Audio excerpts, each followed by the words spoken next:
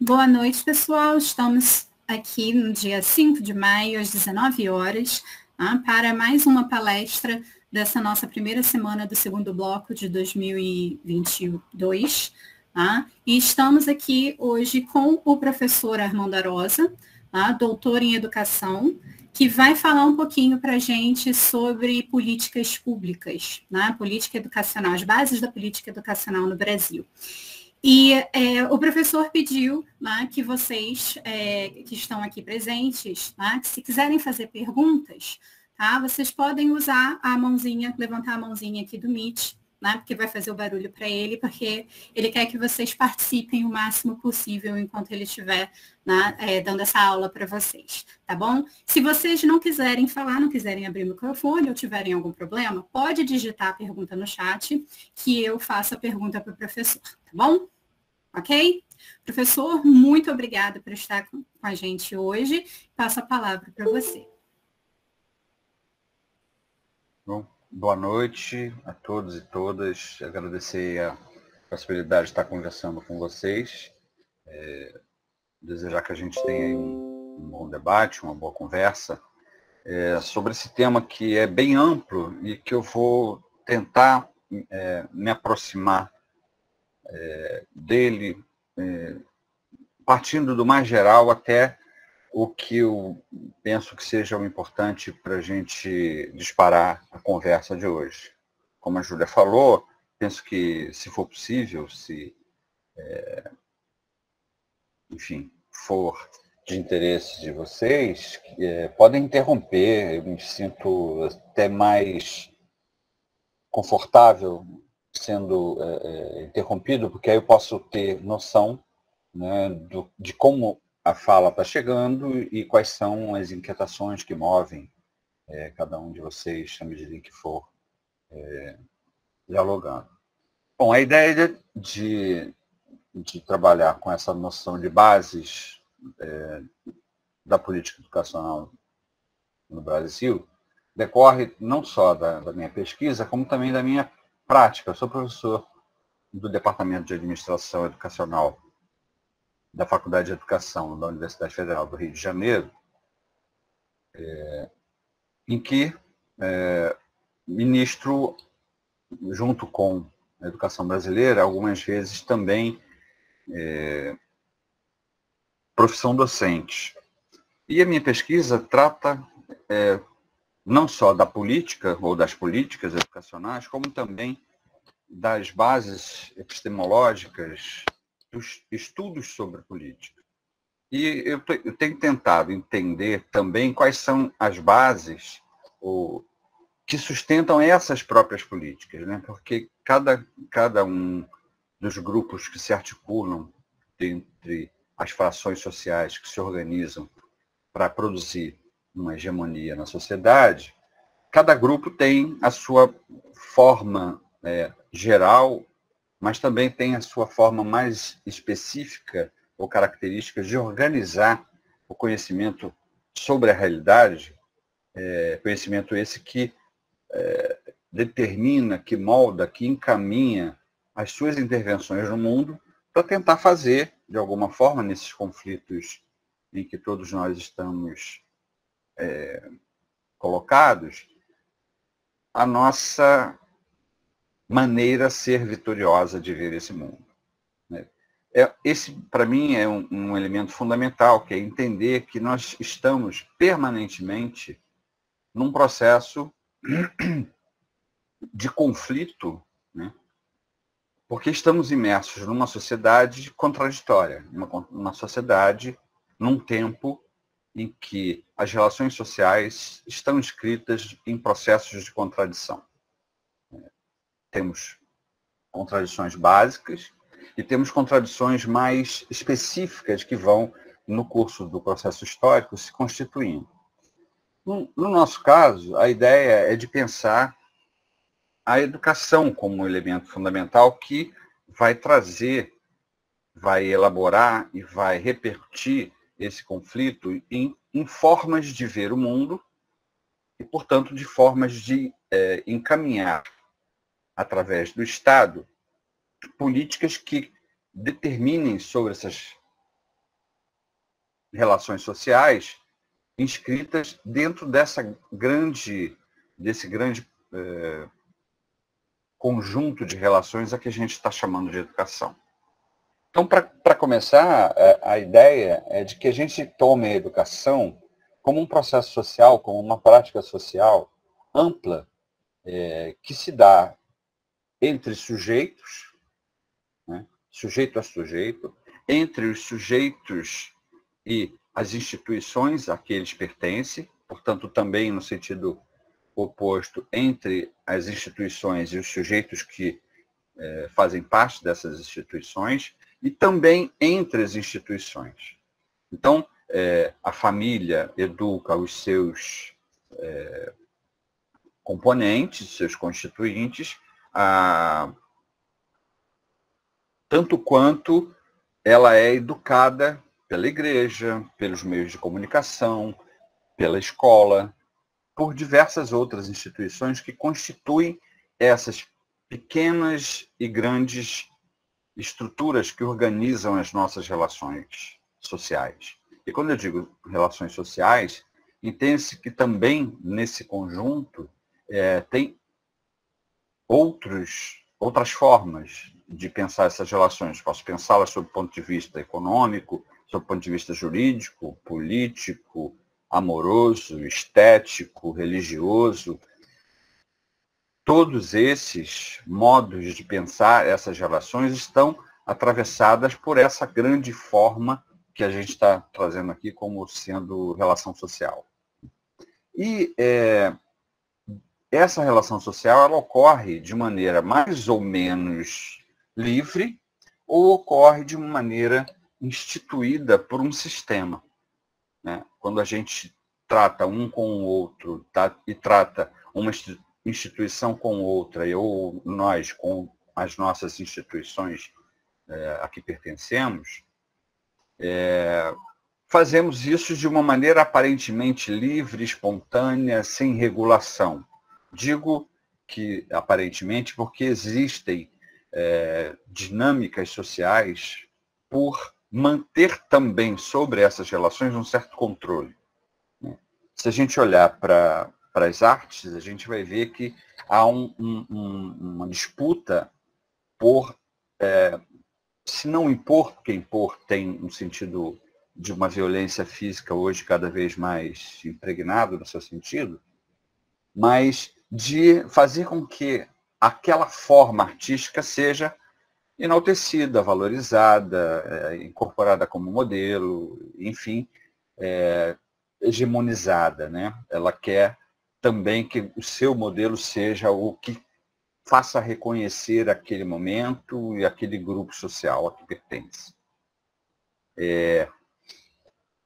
Isso não se dá diferentemente também nas outras lutas, na luta por meio das instituições sociais, das organizações sociais, melhor dizendo, né?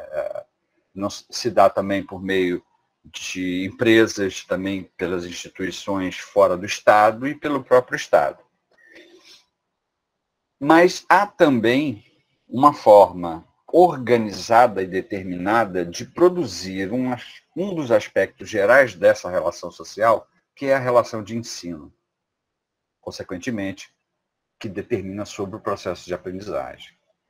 O que eu vou tentar fazer aqui é pensar exatamente quais são os elementos fundamentais que organizam a constituição de políticas públicas, né, de políticas sociais educativas, de políticas sociais na área educacional, de tal forma que a gente possa entender que sejam as bases que sustentam as políticas educacionais no Brasil.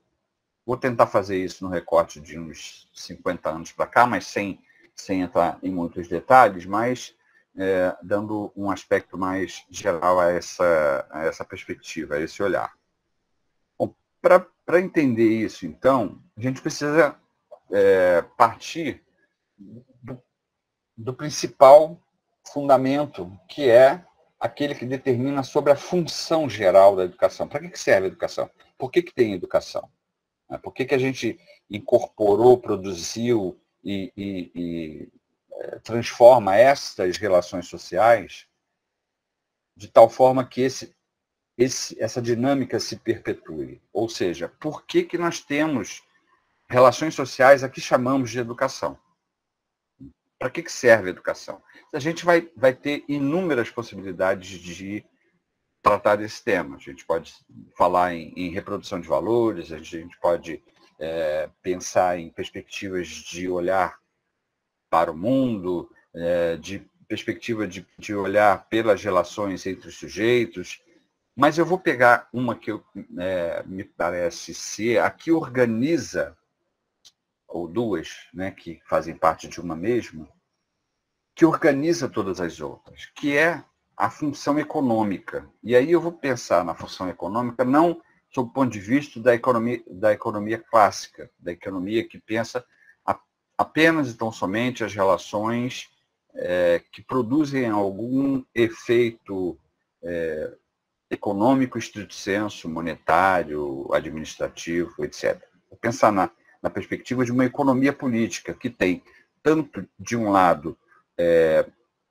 formas de organizar que dão estrutura material, quanto também formas de organizar esses olhares de mundo, para o mundo, que dão uma perspectiva que refletem não só o material, mas o imaterial também. Bom, se a gente pensar dessa forma, para que serve a educação?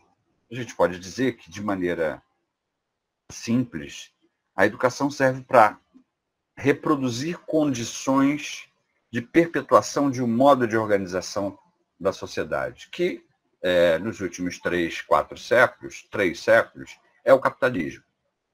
Então, a gente pode dizer que a educação ela é uma dinâmica que contribui para a formação de relações sociais que perpetuem a dinâmica de consolidação, de reprodução do próprio capitalismo. Para isso se dar, você tem 2 elementos que me parecem serem fundamentais. O primeiro é aquele que garante a formação técnica, operacional, de um conjunto de trabalhadores que vão estar a serviço de uma coisa que a gente chama de mercado de trabalho e que vai possibilitar que haja uma regulação na oferta de força de trabalho. Então, eu tenho que ter um sistema educativo, formal, obrigatório, organizado, parametrizado, que forme trabalhadores que fiquem à disposição deste mercado de trabalho. Esta seria uma função, vamos dizer assim, mais vinculada ao interesse material.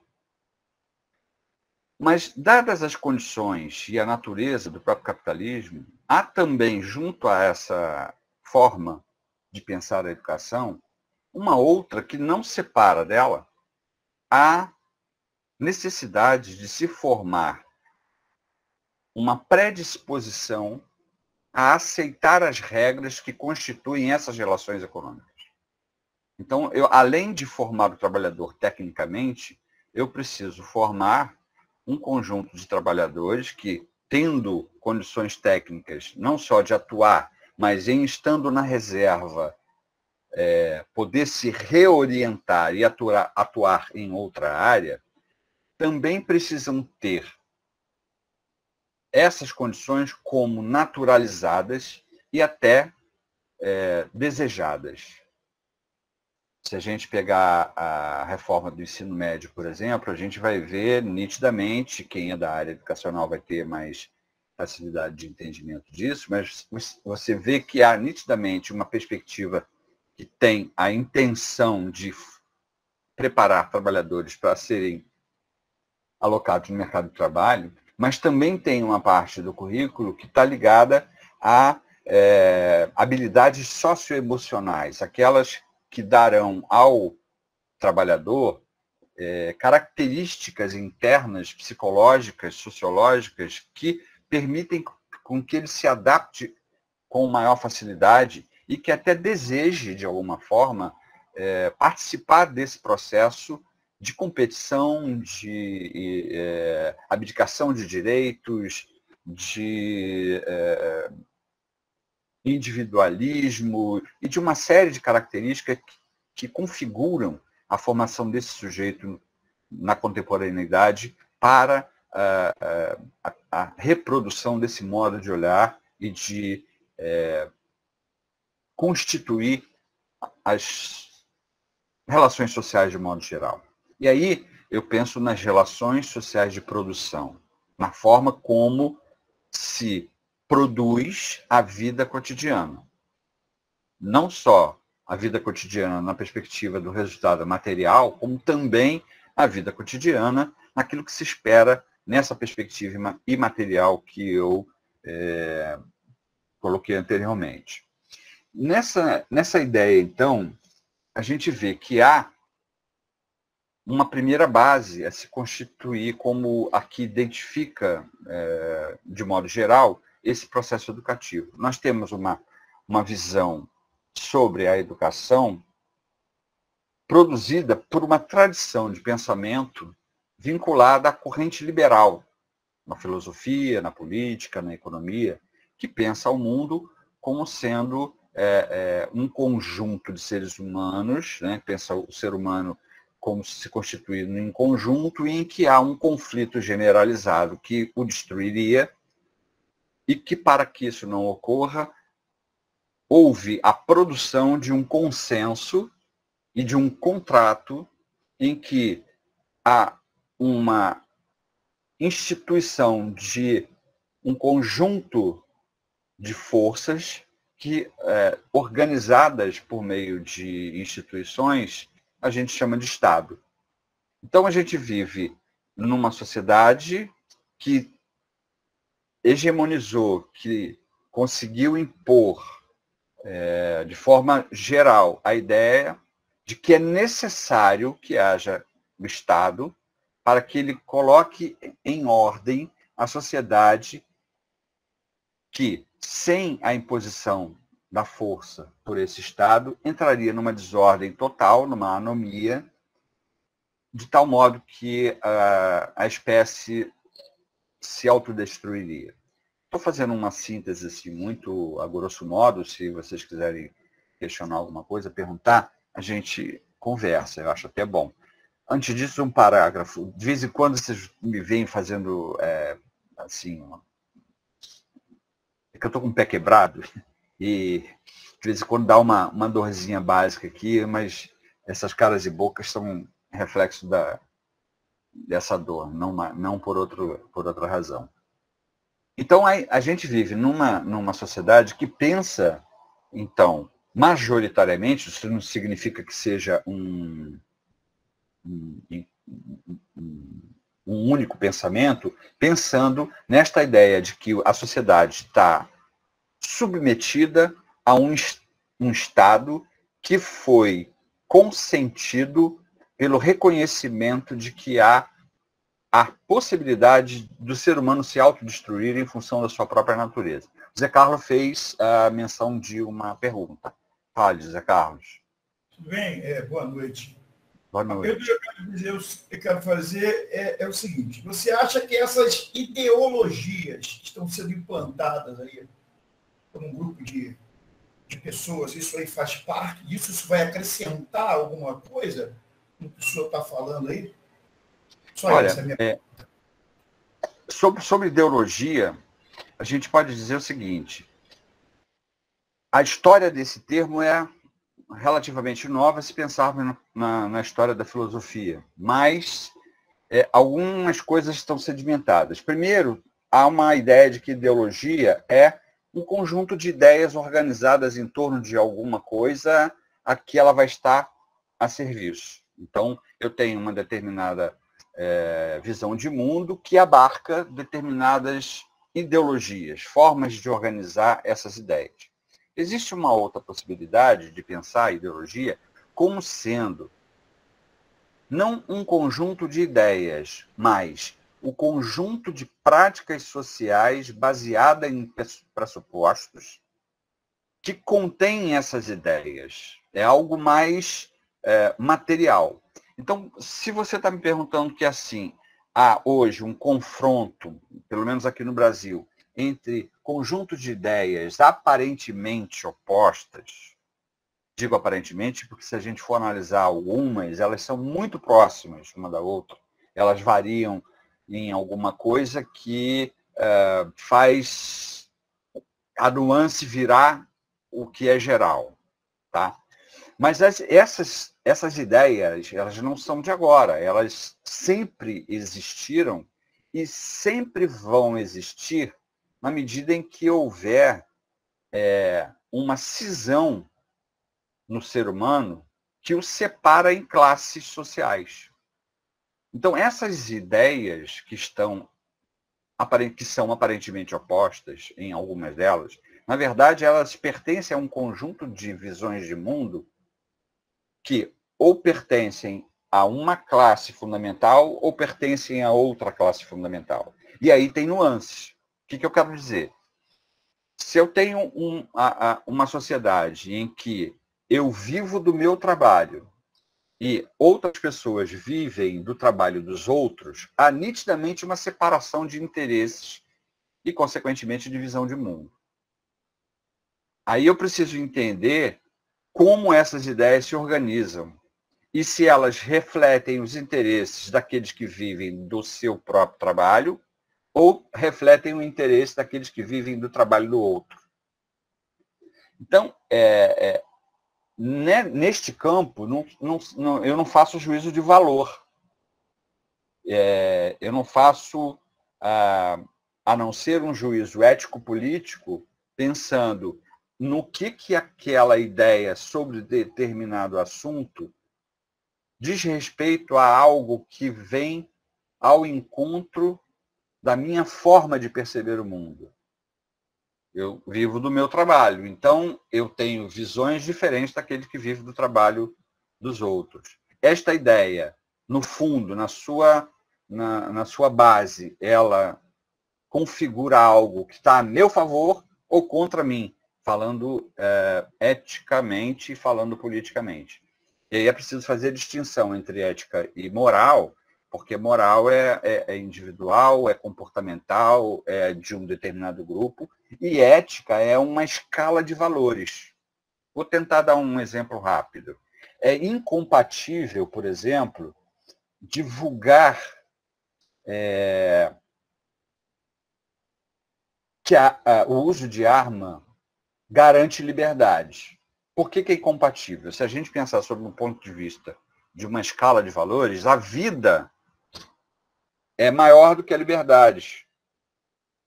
Eu não tenho liberdade se eu não tiver vida.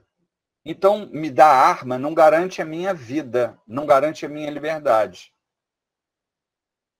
Mas ela pode proteger, não? Porque o que eu penso e o que eu vejo é que os bandidos, na verdade, eles todos estão armados. E eu percebo isso, uma facilidade entre os nossos políticos para que isso aconteça. É essa a ideia. Então, por exemplo, eu vou lhe dizer, eu estou dizendo a minha opinião, é a minha que vale, para mim. Se entrar uma pessoa na minha casa e eu tiver uma arma, eu me defendo. Fora disso, ele vai querer estuprar a minha esposa, a minha filha. Então, eu sou a favor disso. Quer dizer, é uma coisa particular que eu estou lhe dizendo. A gente não pode fugir do que a gente está falando. É só isso que eu tenho a dizer. Depois eu faço uma outra pergunta. Não, tudo bem. Tem alguém apresentando? Posso responder? É que minha tela mudou aqui? Não, tá tranquilo, né? Olha só, qual é a base disso? É o indivíduo. Ele é o principal. Então, significa dizer que a sociedade é um conjunto de indivíduos. Só que a outra possibilidade é a gente pensar que somar 2 indivíduos, 20 indivíduos, 1 milhão de indivíduos, não faz uma sociedade. O que faz uma sociedade é a convergência e a divergência, naturalmente, de motivações para qualquer coisa. Se a gente pensar em termos práticos, quanto custa? Eu não sei, mas, sei lá, pelo menos o que eu vejo no noticiário aí, que uma arma mais barata custa 7, 8 mil reais. Vamos lá, um revolvinho, eu não faço ideia. Digamos que seja isso. Qual é o trabalhador que vive com de 1,5 a 5 salários mínimos, que é cerca de 70%, 80% da população brasileira, vai ter dinheiro para defender a sua família, comprar uma arma? Quanto desta população brasileira tem esta casa para defender, pensando que esses 7 mil, 8 mil, 10 mil reais poderia ser transformado em vaso sanitário, água potável e etc.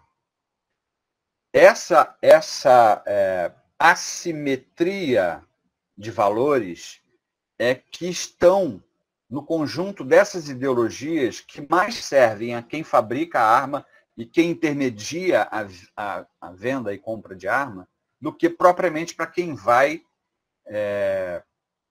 tomar posse de uma arma para se defender.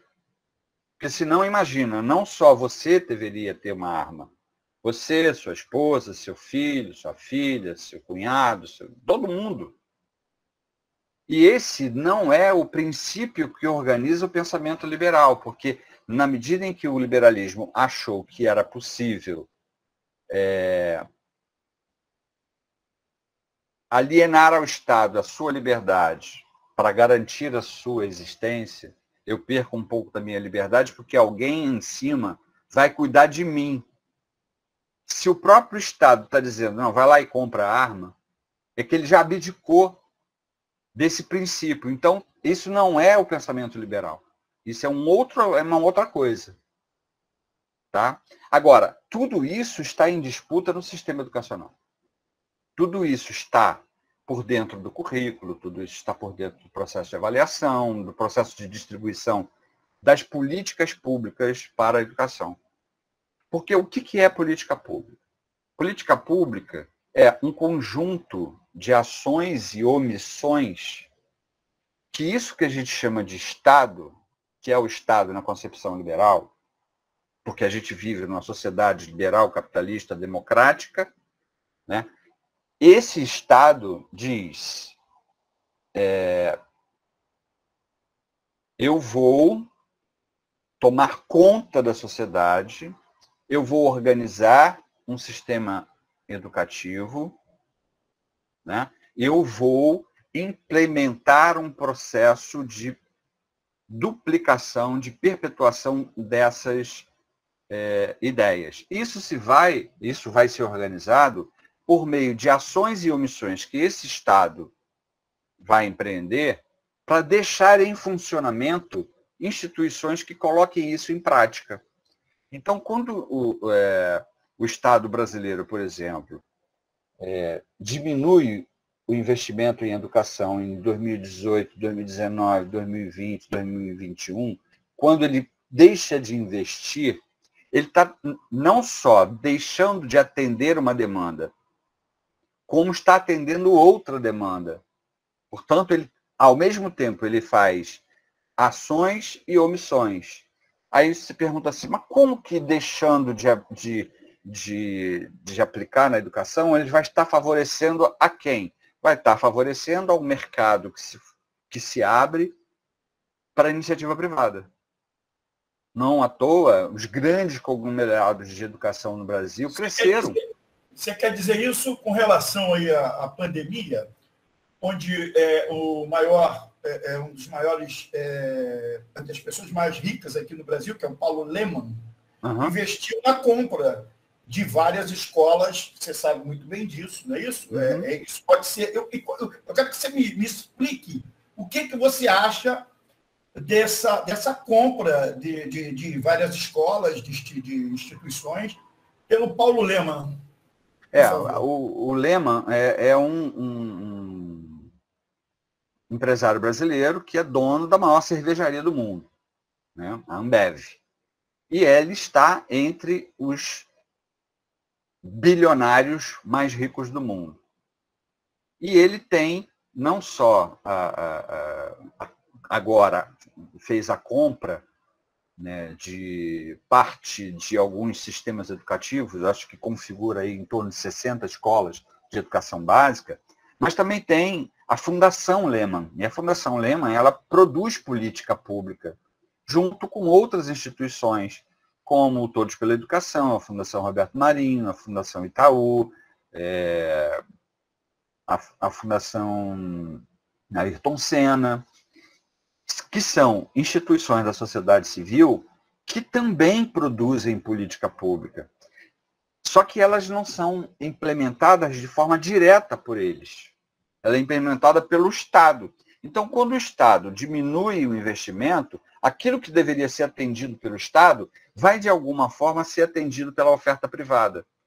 E aí, não só a Fundação Lehman, como outros sistemas, como a Croton, como a Estácio, como a Unipi, como vários, que estão, inclusive, sufocando os pequenos. Isso não seria um interesse realmente do Estado? De perder essa fatia, um pouco dessa fatia para esses empresários, não? Não seria isso? Não sei se perder, mas de corresponder a uma política, a uma ideia de política forjada no meio deste mercado, que não é só educacional. Quando a gente fala em educação, a gente pensa na educação como sendo mercado de vagas. Só que não é só isso. Se você pensar na política local, no mercado local, você vai ver que tem uma série de outras empresas que têm um enorme interesse no sistema educacional. Né? São 43 milhões de alunos e alunas que têm demanda diária por energia elétrica, água, esgoto, alimentação, vestuário, transporte, material didático. E o Estado, propriamente dito, não faz nada disso. Então, na medida em que o Estado deixa de fazer cada vez mais, né? Deixa de fazer cada vez mais, investe cada vez menos, a tendência é que isso fique à disposição de um mercado estrito senso que vai lá e transforma aquilo que era um serviço que garante um direito em uma mercadoria. Mas então, isso não pode... Professor, desculpa incomodar, mas isso não pode ser um perigo. Quero dizer, existem filosofias, né, de ensinos que eu pelo menos vejo aí que está sendo introduzida aí para várias instituições de ensino, coisas que eu acho que, na minha opinião, não deveria ser introduzida.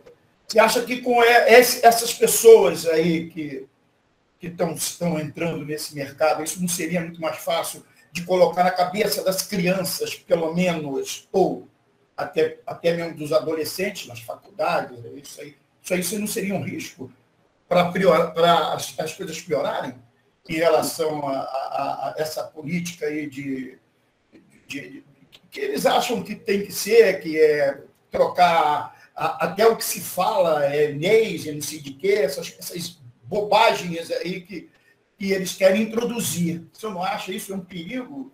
É sempre um perigo porque a gente vai colocar no mesmo patamar alguma coisa que era um direito, e o liberalismo disse que é um direito, disse que era o Estado que tinha que cuidar, na sua primeira versão histórica, que é o Estado que vai conferir esse bem geral, e esse bem geral contém a ideia de uma educação universal. Vai colocar, portanto, no lugar desse direito, algo que nem todo mundo terá acesso, porque será uma mercadoria. Só terá acesso quem tiver condições econômicas de comprar este serviço, mesmo que seja o Estado a oferecer.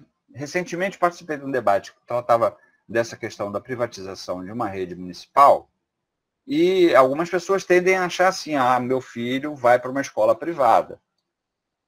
Isto seria bom se todas as vagas procuradas fossem atendidas pelo Estado. E aí a família quisesse ir para outro tipo de educação que não esta oferecida pelo Estado. Mas não é isso que ocorre, porque na medida em que o Estado vai se desobrigando a fazer, vai sobrando. Hoje nós temos perto de 2 milhões de crianças e jovens, 2,5 milhões. Os dados são muito confusos no Brasil, mas em torno disso, que estão fora da escola, sobretudo no ensino médio e na educação infantil, na primeira etapa da educação infantil, que é a de creche. Então, é perigoso porque a gente coloca no topo, né, daquela escala de valores que a ético-política nos daria, né, a vida, a liberdade, e aí vai por aí, uma coisa que não é possível de ser alcançada por todos, porque não é o Estado que está oferecendo. E a ideia de ter um Estado, primordialmente, era de que o Estado garantisse, entre aspas, o bem-estar para todos. E isso se materializa por meio de políticas públicas. Tá? E essas políticas públicas, elas, como eu falei, elas têm não só ações a serem empreendidas por meio de programas, de projetos, de atividades, na alocação de recursos nos orçamentos da federação, né, da União, dos estados, do município, do Distrito Federal, enfim, como também por meio de outros expedientes que colocam à disposição um conjunto de práticas sociais que servem para ou produzir um equilíbrio social, na medida em que a sociedade estiver naquele aspecto se desorganizando ou desorganizada, ou para produzir um desequilíbrio.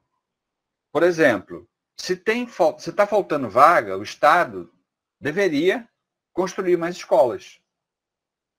Mas é isso que a sociedade está querendo, ou por meio dessas ideologias que conferem à rede privada uma melhor possibilidade de produzir esta oferta?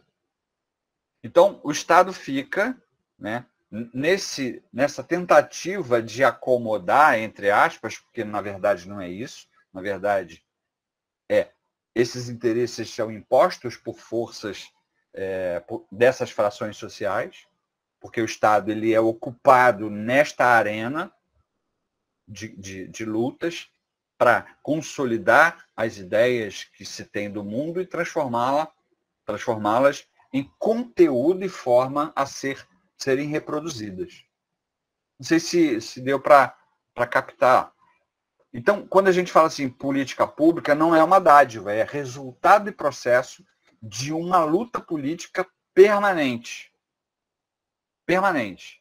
Hoje mesmo deixa de ser sancionada, foi vetada uma lei que oferecia incentivo à produção cultural. O presidente vetou. Ok. Ele elenca as razões, mas, de fato, o que ocorre é o seguinte, você deixa de produzir determinado conteúdo, mas também deixa de produzir determinado conjunto de oferta material para a sociedade. Você deixou de criar aí 500 mil empregos no Brasil inteiro durante um período. Que a arte, a produção artística emprega também. Ela não é uma coisa abstrata só. Né? A arte mas a sua base material é clara. Você vê a quantidade de artistas que ficou desempregada durante a pandemia, porque não tinha como produzir. E aí, até para produzir aqui pela internet, tem que ter base material. Você imagina sem pagar Posso fazer mais uma pergunta? Claro, a hora que você quer. E o que o senhor acha você está falando em artistas, do incentivo da Lei Rouanet para artistas que já despontaram, que ganham para escrever um livro, 2 milhões, 3 milhões, e os artistas que começam não têm essa chance. O que você acha disso? Está falando na cultura, pelo que eu estou vendo. Eu acho isso totalmente errado.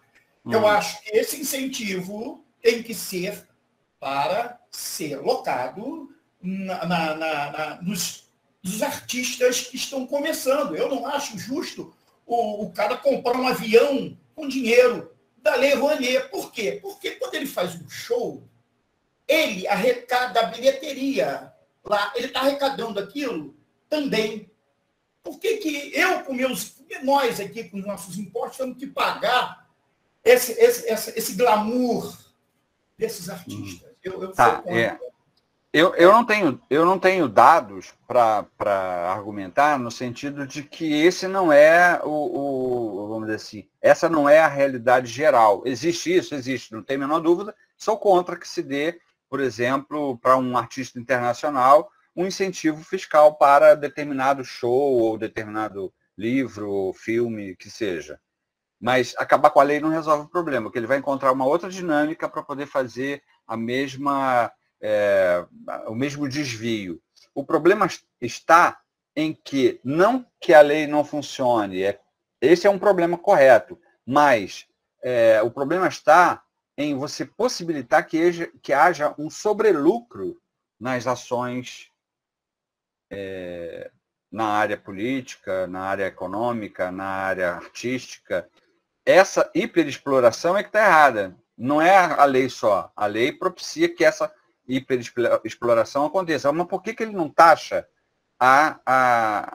o lucro? Por que não taxa a grande fortuna? Essa é uma discussão importante. Mas se a gente entrar nela, eu não vou chegar aqui ao elemento fundamental da nossa proposta, que é pensar essas bases. Isso tudo que você está perguntando, tudo isso está ligado a essas bases que também aparecem na educação, né? Se a gente pensar o sistema educacional, a gente vai ver que desde os anos 70, 80, essa base econômica ela está presente. Ela sempre esteve presente, porque ela é fundamental para que as outras se movimentem.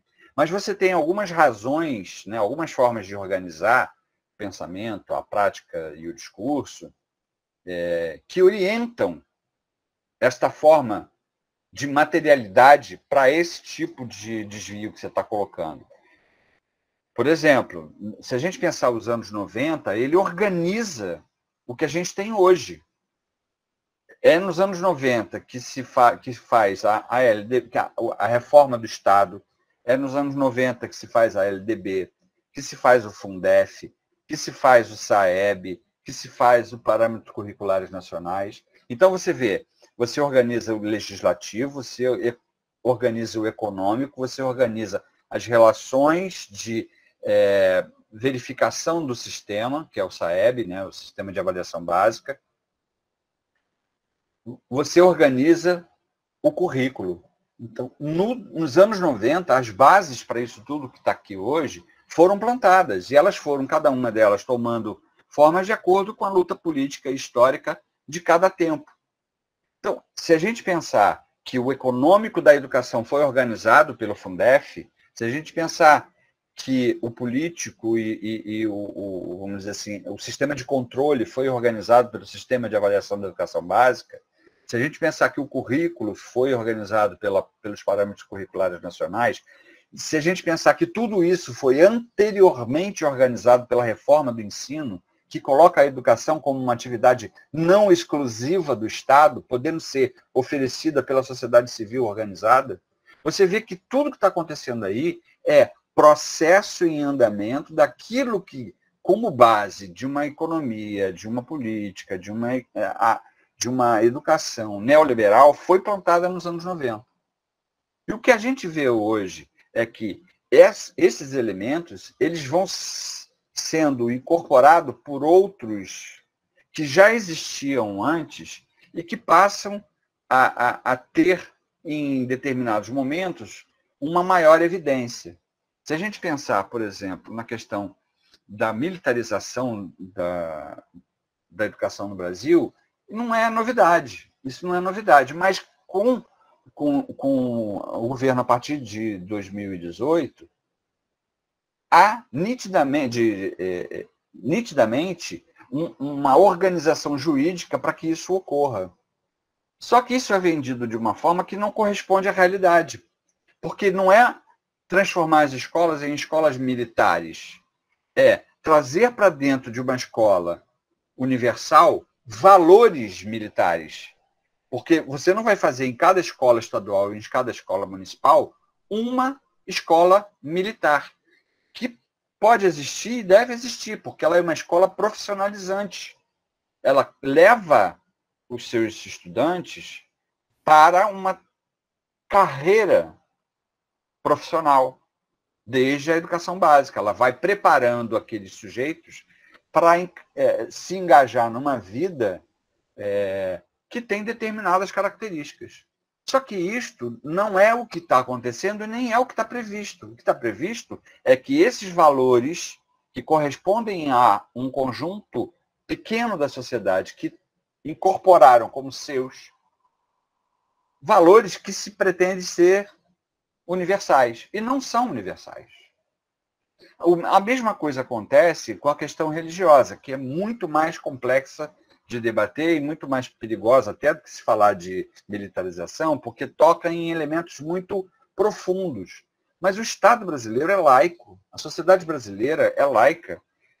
Por que a sociedade? Porque ela corresponde a um modelo de Estado que está declarado, embora não diretamente, que ele não nem prejudica, né? Ele nem é contra, mas também não deve ser a favor de nenhuma religião. E isso está sendo levado para as escolas, por exemplo,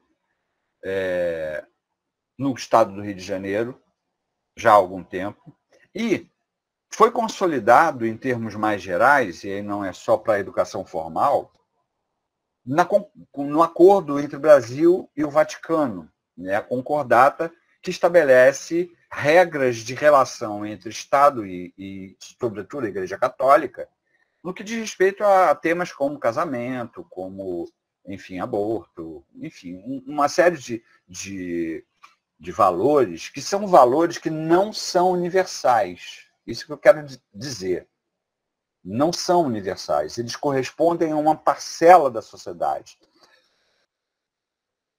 que tem divisões internamente. E imporia, né, por meio da incorporação do sistema educacional, um modo de ver o mundo que não tem também essa universalidade. A escola pública é um lugar dessa universalização, levando em conta também esta diversidade. Se eu levar para dentro da escola valores que são representativos de uma parcela da população, as outras não terão direito de voz. A escola deixaria de ser uma escola universal. Ela seria uma escola voltada para os princípios religiosos. Agora, esses princípios religiosos, eles trazem em si também um conjunto de práticas morais e de valores ético-políticos que não são universais. Que não foram universais, não são universais.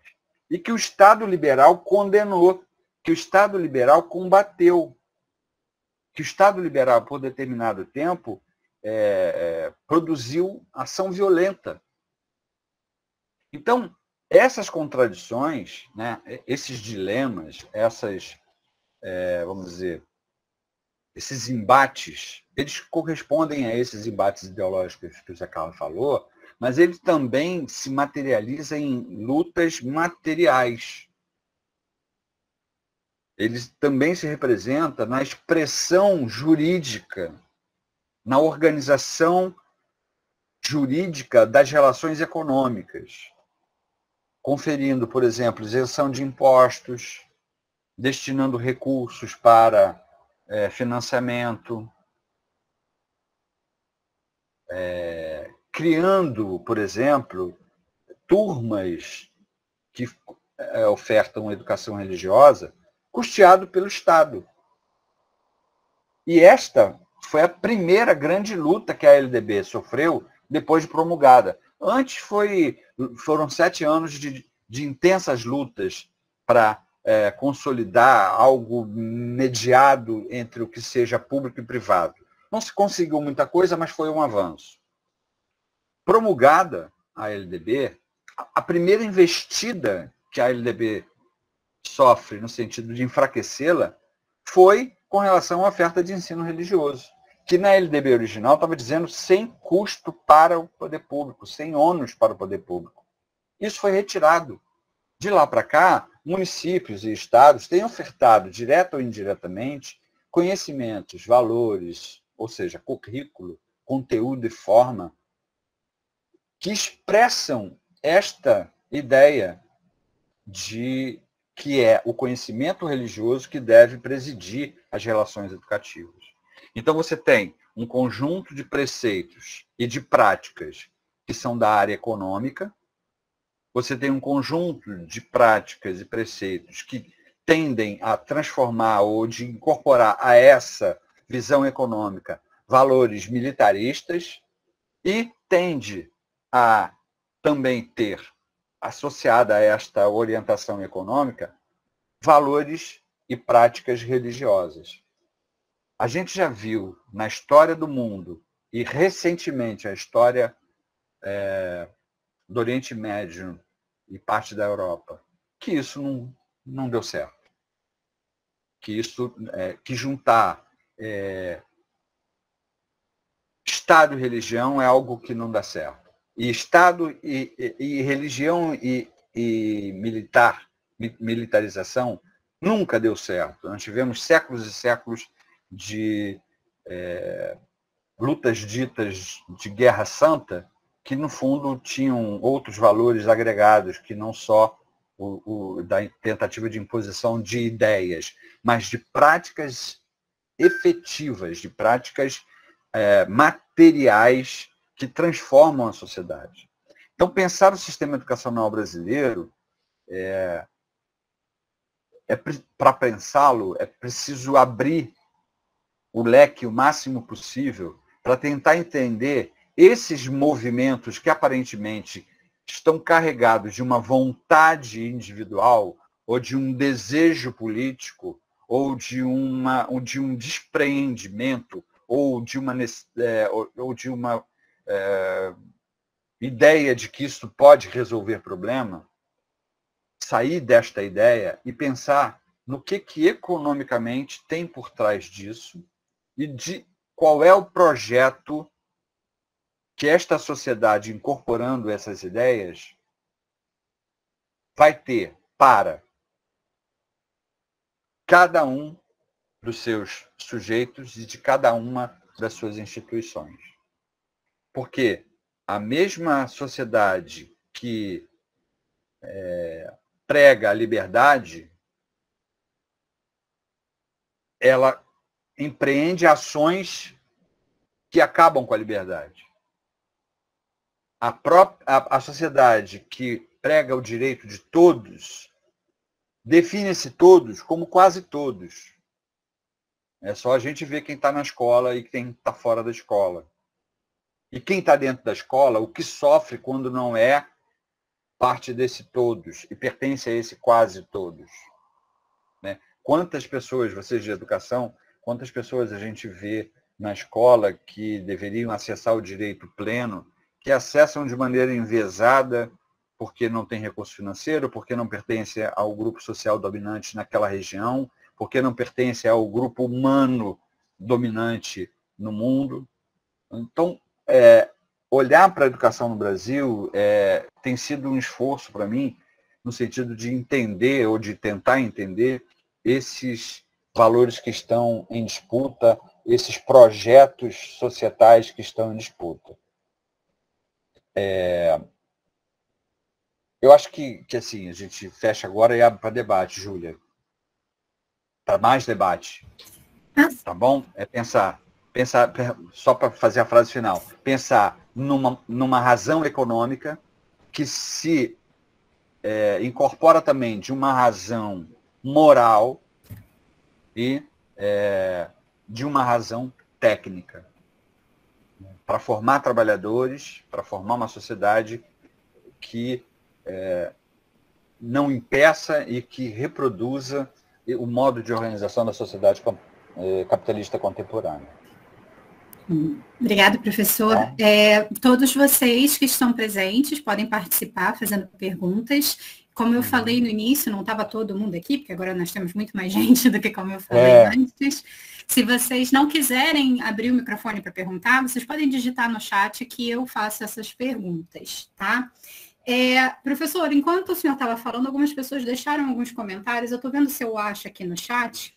Uhum. E aí eu vou ler, porque foram comentários enquanto a sua fala acontecia. Uhum. E eu vou ver se eu achei um.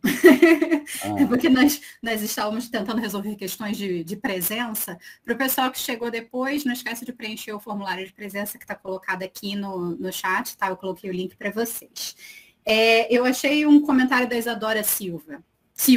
Isso. Ela colocou...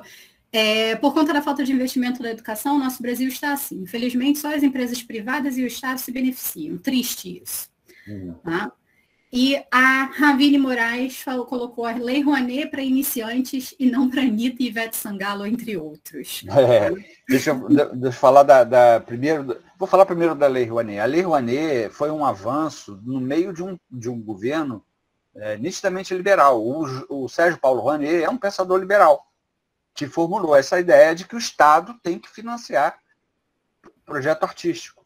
E tem que financiar, porque tem determinada produção artística que não é economicamente viável. Tem que financiar. Não pode tutelar. E na medida que ele financia e confere a esses que já estão estabelecidos, tem uma razão por trás. É de manter aquilo que está sendo incorporado como produto e produzir uma contenção naquilo que está surgindo como novo.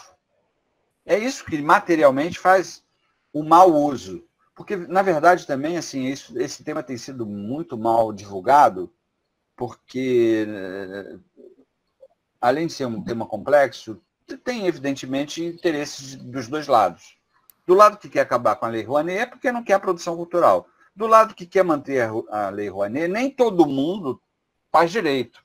Só que a Lei Rouanet não dá um centavo direto para a produção cultural.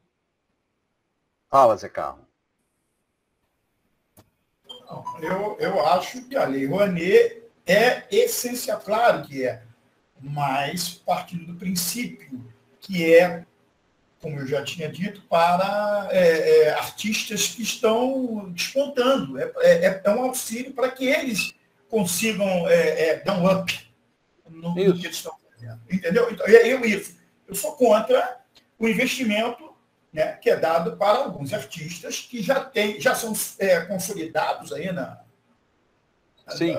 mídia, em qualquer, e que usam esse dinheiro para outras coisas.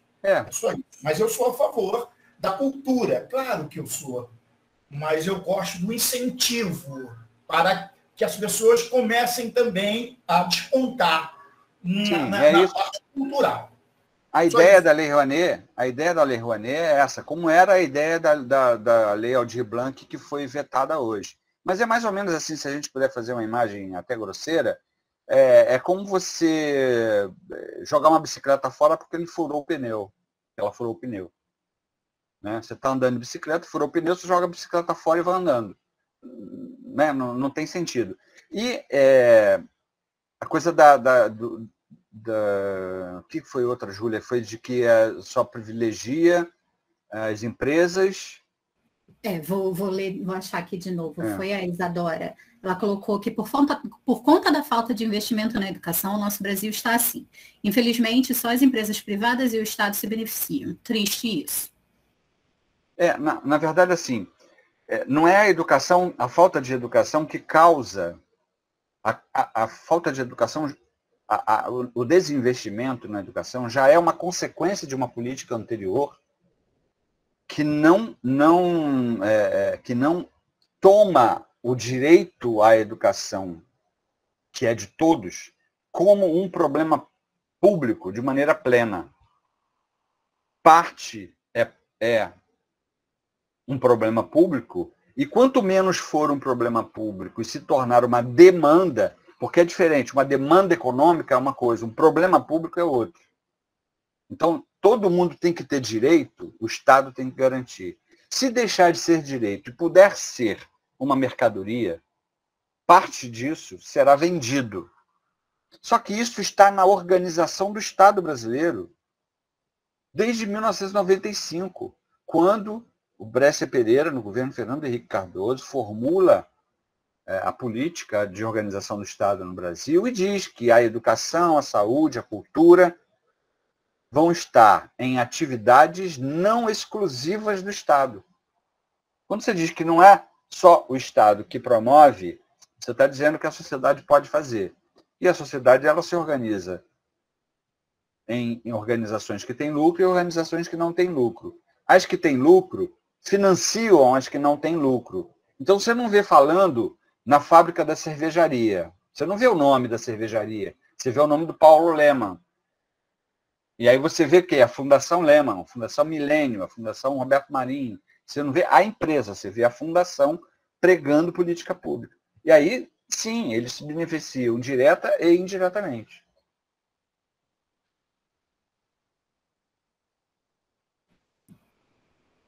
Perfeito, professor. Muito obrigada. Eu estou aguardando, pessoal, se vocês tiverem mais alguma pergunta, José Carlos, se você quiser falar mais alguma coisa.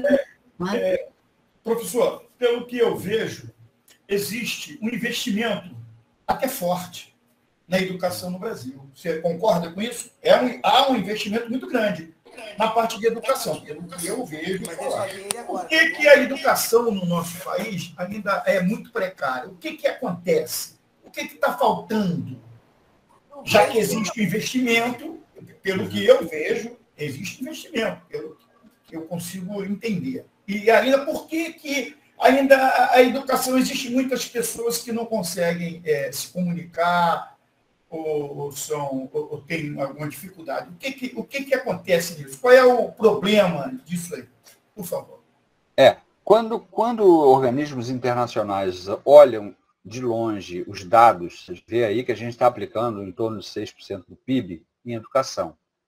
Só que esse valor, assim, em termos gerais, é um bom valor, é razoável. A gente queria 10 quando fez o Plano Nacional de Educação. Não conseguiu 10, era 4, 3, 5, dependia do período. Chegou aí a 6, 7, ok. Só que esse dinheiro não vai todo para o ensino público. Parte dele também vai para a iniciativa privada, tanto direta quanto indiretamente, tanto na construção. Eu vou te dar um exemplo. O município de Niterói fez um programa o ano passado, na pandemia, e repetiu esse programa agora, de escola parceira, em que, ao invés de construir creches para a comunidade, para a educação infantil, a prefeitura vai comprar a vaga na rede privada.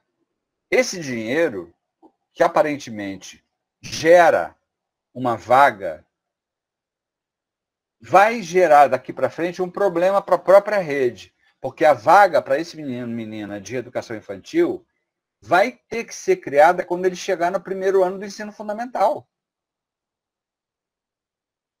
E aí vai continuar comprando vaga da rede privada? Então, esse dinheiro todo, e o dinheiro é da educação, ele está sendo aplicado à educação, não é ilegal. Tem previsão para isso, pode fazer, está fazendo. Tem regra que permite que faça. Mas deixou de ser um direito para todos e passou a ser uma mercadoria realizada em serviço, custeada pela sociedade. Que quando a gente pensa em Estado, logo a gente tem que pensar em sociedade, porque o Estado não está fora. Aí é que está a dificuldade de tomar o pensamento liberal como base para a construção da política pública. O Estado não está acima da sociedade. O Estado e a sociedade estão imbricados. Você quando destina um recurso que é do município, tem impostos federais, tem impostos municipais, né? Tem impostos estaduais que são redistribuídos na forma do Fundo de Participação do Município. Então, é toda a sociedade que está dizendo que aquele recurso pode ir para a iniciativa privada, porque aquelas crianças vão ter direito. Mas aí você esquece das outras coisas, uniforme, merenda, transporte para a criança e para o seu acompanhante. A viagem que o aluno daquela escola privada vai fazer, que provavelmente a família não terá dinheiro para custear. O teatrinho. Né? Na educação infantil você vê muito isso na vida prosaica, na vida cotidiana da escola. Então, o problema é recurso, mas falta a gestão democrática desses recursos. E falta destinar esses recursos públicos apenas para a educação pública. Pelo que eu entendi... Só um minuto, José Carlos. Só um minuto, José Carlos. O Milton deixou uma pergunta em relação ao que você estava dizendo, professor. Ele perguntou o seguinte: qual é a origem desses recursos? São os impostos. No caso da educação, você tem um conjunto de impostos que são dos quais é retirada uma parcela e essa parcela vai para o orçamento da educação. No caso da União, ele tem que ter 18% de um conjunto de impostos que terá que ser destinado à educação. No caso do município e do Estado, 25%. Então, essa é a fonte primária dos recursos para a educação. São fontes constitucionais, é o que está lá como imposto vinculado, como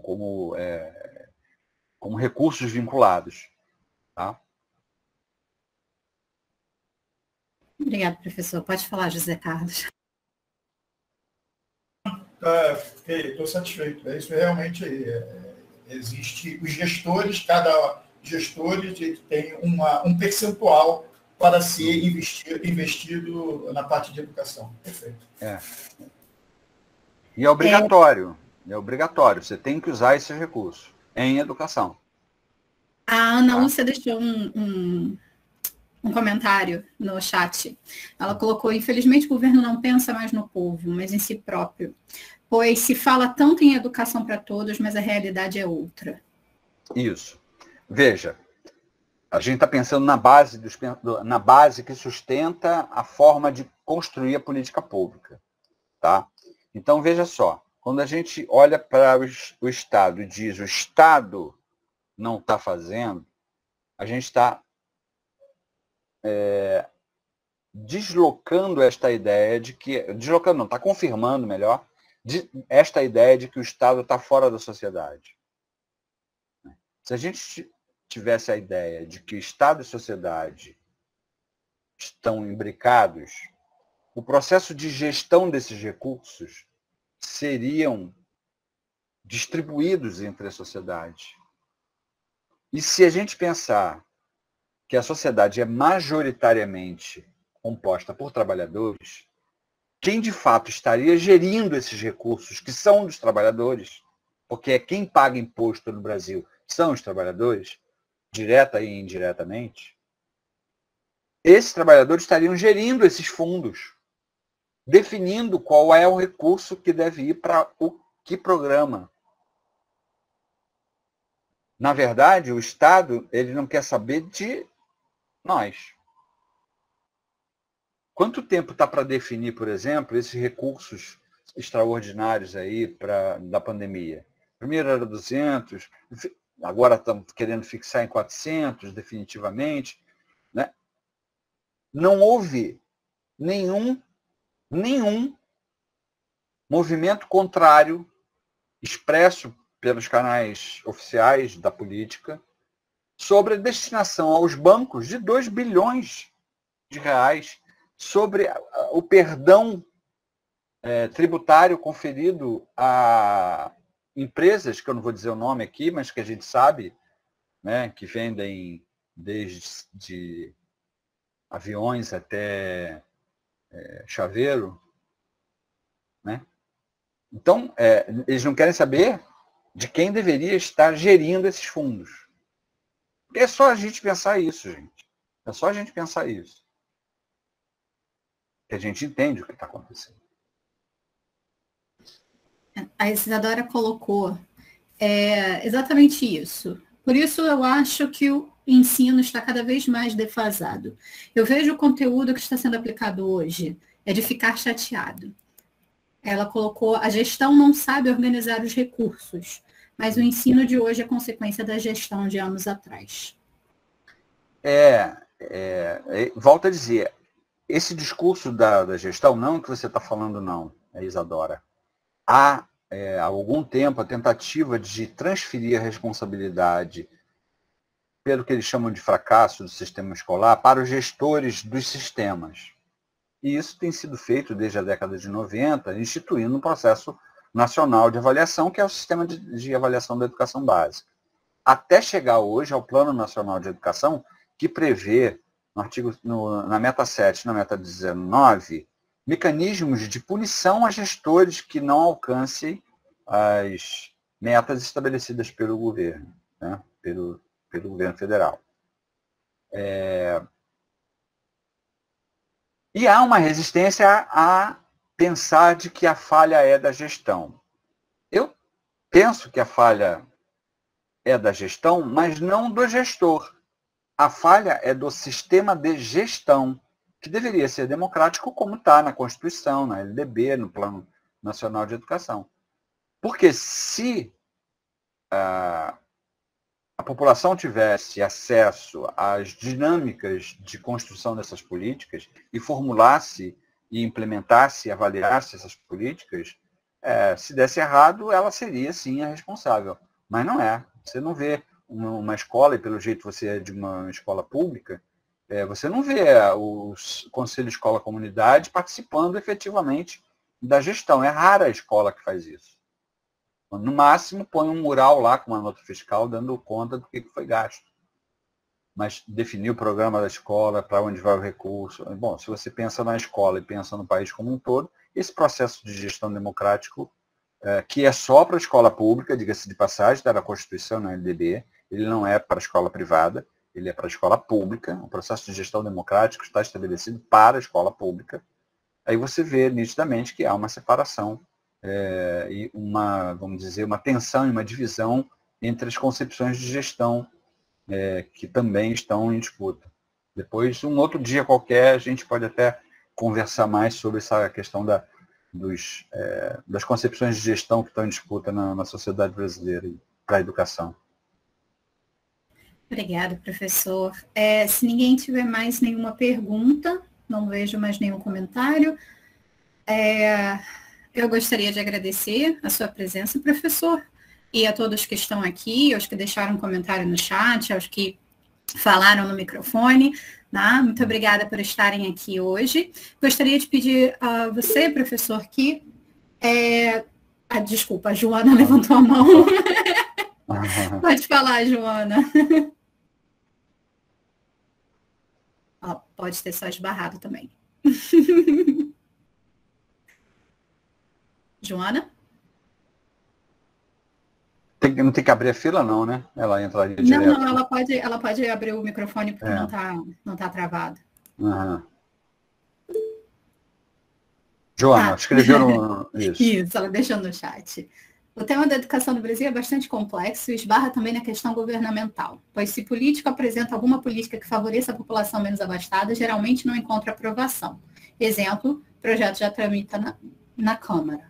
Sim, porque a maioria dos representantes que representam a sociedade como um todo pertence cada um a um grupo específico ou a um conjunto de grupos que não são propriamente representantes dos trabalhadores. É só você olhar para o Congresso que você vai ver a bancada da bala, a bancada da Bíblia, a bancada do boi. Tem lá né, as diversas bancadas que se constituem em função dos interesses que vão se constituindo como vitoriosos na luta política.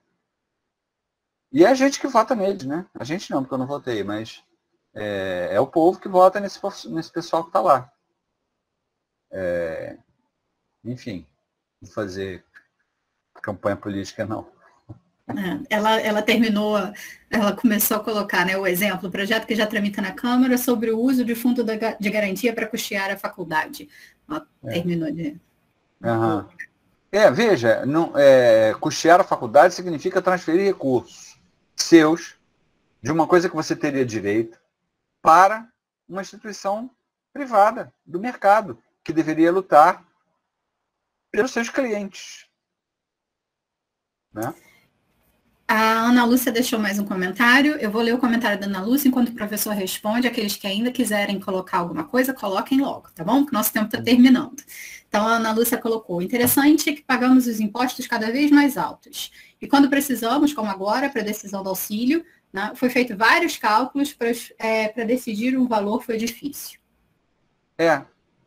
E vai se tornar cada vez mais difícil nessa política financeira que a gente está vivendo. Não sei se vocês acompanham isso, seria interessante, quem quiser depois, vou lá olhar o site da Auditoria Cidadã.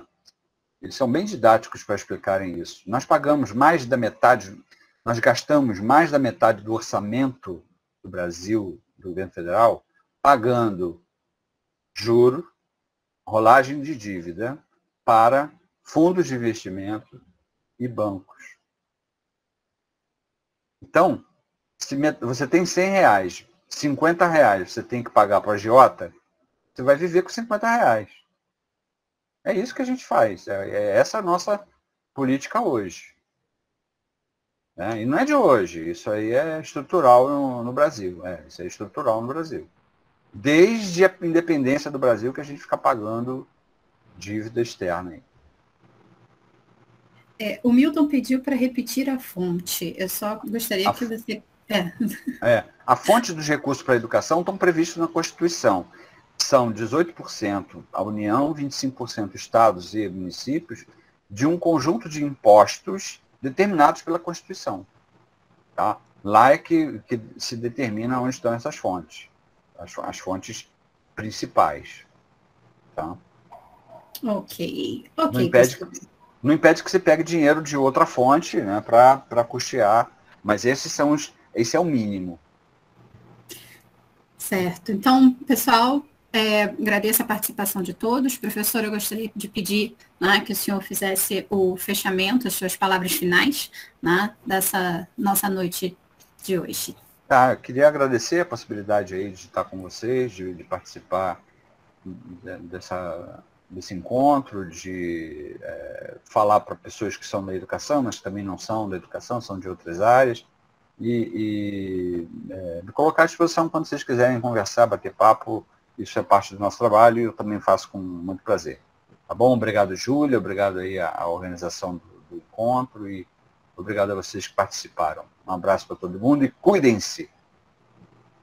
Fiquem espertos porque o vírus ainda não foi debelado. Muito obrigada, professora. A todos vocês, uma boa noite. E não se preocupem que com a lista de presença, eu vou cruzar com a presença de vocês aqui também na sala, tá bom? E aí a organização vai providenciar os certificados, tá certo? Então, gente, uma boa noite para todos vocês. E amanhã, acredito que tenha mais palestras. Aguardem os links, tá certo? Tchau, professor. Obrigado pela explicação aí, tá? Obrigado. Nada, um abraço. Obrigado. Interromper o senhor aí com algumas perguntas. Não, foi ótimo, foi ótimo. Bom. Obrigado. Vou encerrar a gravação.